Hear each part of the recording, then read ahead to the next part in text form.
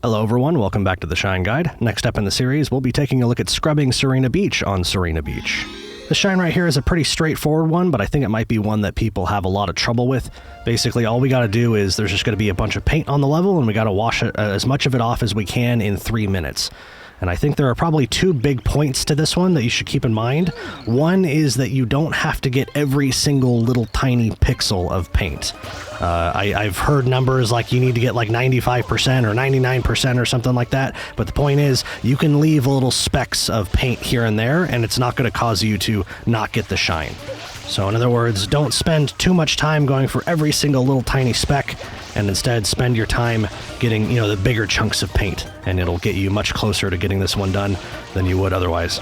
Other than that, the other big thing is this ability that I'm doing here. This is like the flood burst, what I've been calling the shotgun move. Basically, what you can do is if you're standing on the ground, you can hold R, or pull the R trigger, which is just, how you spray the flood with the spray nozzle.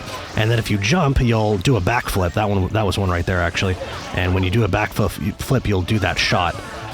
Taking that move further, if you jump first and then do R and A while you're in the air, you'll do the shot in the air and not do the backflip. And if you're fast, you can actually do multiple shots in one jump. Now, if you're having trouble with that ability, you just can't seem to get it down, you certainly can do this shine without using the flood burst. I loaded up my save file just now to make sure that was, a valid statement.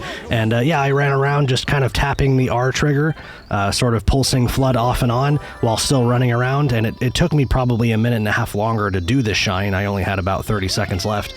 But yeah, it's totally possible that way.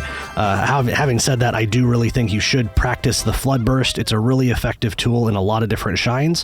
And in any case, that's how I grabbed that one. Thank you so much for watching. I'll see you in the next one.